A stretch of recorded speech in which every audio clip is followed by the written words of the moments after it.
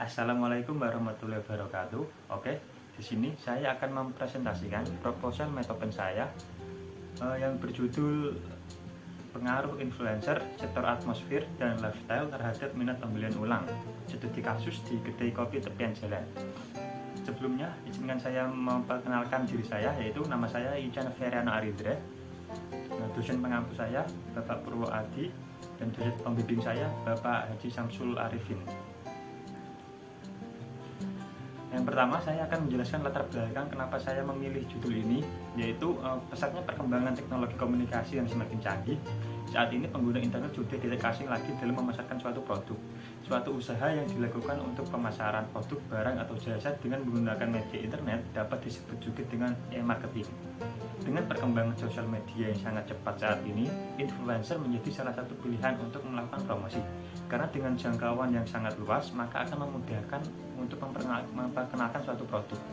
Pada saat ini, sektor atmosfer dan lifestyle pun berpengaruh terhadap ketertarikan konsumen.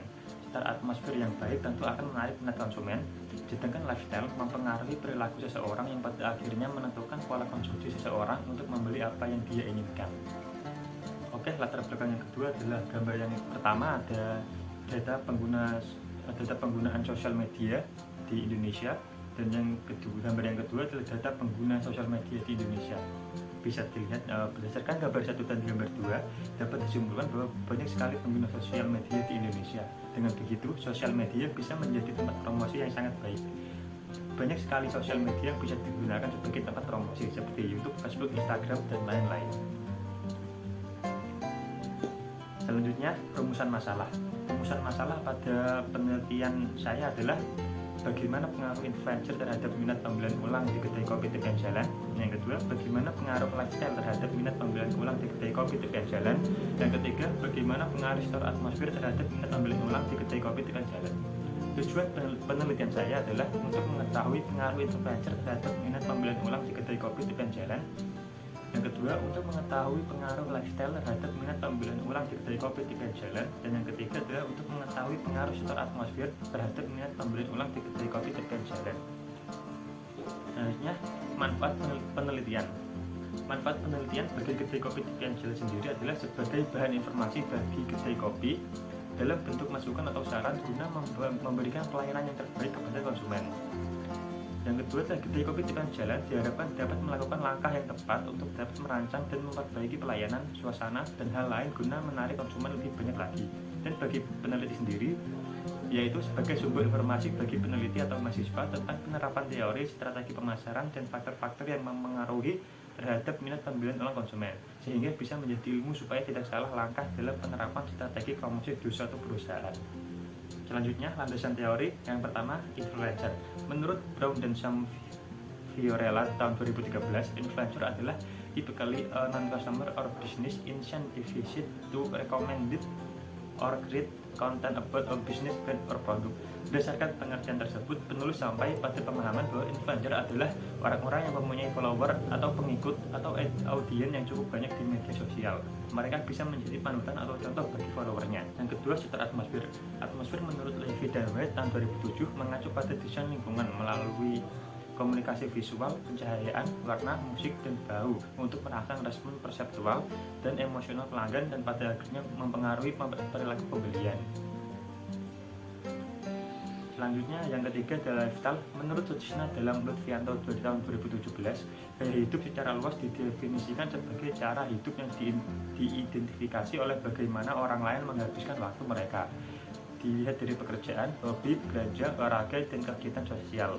Yang keempat ada repurchase intention. Menurut Kusdiah tahun 2012 mengartikan minat pembelian ulang kembali sebagai bagian dari perilaku pembelian konsumen di mana kesesuaian antara performa dan produk atau jasa yang ditawarkan perusahaan menghasilkan minat konsumen atau mengkonsumsinya lagi di masa yang akan datang. Selanjutnya, penelitian terdahulu. Yang pertama, menurut data dan tenaga. Pada tulisan ini, dari data dan tenaga menunjukkan bahwa influencer berpengaruh terhadap minat pembelian ulang. Yang kedua, menurut Sylvia Hanisa dan Resti Ardini tahun 2020, pada tulisan dari Sylvia Hanisa dan Resti Ardini menunjukkan bahwa sektor atmosfer berpengaruh terhadap minat pembelian ulang. Yang ketiga, dari Aulia tahun 2018, pada tulisan dari Aulia menunjukkan bahwa gaya hidup berpengaruh positif terhadap minat pembelian kerangka pemikiran teoritis. Pertama adalah influencer X1, setor atmosfer X2, lifestyle X3, dan ada keputusan pembelian ulang di Y.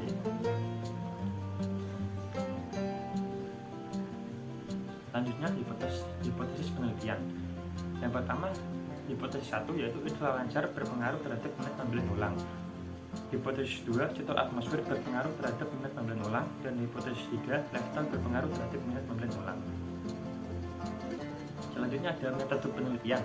Yang pertama yaitu jenis penelitian. Penelitian ini menggunakan metode kuantitatif karena data-data yang digunakan terkait dengan angka-angka. Yang kedua, variabel penelitian. Variabel dependen yaitu Y minat pembelian ulang, dan variabel independen yaitu X1 influencer, X2 setor atmosfer, dan X3 lifestyle. Selanjutnya, yang ketiga adalah sumber data. Data yang digunakan dalam penelitian ini adalah data primer yang diperoleh dari penyebaran kuesioner yang telah diberikan kepada sumber data lalu dikumpulkan. Yang keempat ada populasi. Populasi yang dipilih dalam penelitian ini adalah customer kedai kopi di jalan. Yang kelima ada sampel. Pengambilan sampel pada penelitian ini dilakukan dengan metode simple random sampling. Itu teknik simple random sampling adalah teknik pengambilan sampel dari anggota populasi yang dilakukan secara random. Yang keenam ada teknik sampling, yaitu purposive sampling dengan kriteria konsumen kedai kopi di jalan yang sudah lebih dari satu kali mengunjungi kedai kopi di jalan. Yang ketujuh, metode pengumpulan data menggunakan kuesioner yang disebar di kedai kopi di jalan. Dan 8, metode pengolahan data. Data yang telah terkumpul dari responden kemudian akan diolah dengan aplikasi SPSS. Yang ke-9, metode analisis data. Yang pertama adalah analisis regresi berganda. Yang kedua ada analisis UCF atau simultan. Yang ketiga ada analisis UCT atau parsial. Sekian presentasi UAS Metopen yang dapat saya sampaikan. Kurang lebihnya saya mohon maaf. Assalamualaikum warahmatullahi wabarakatuh.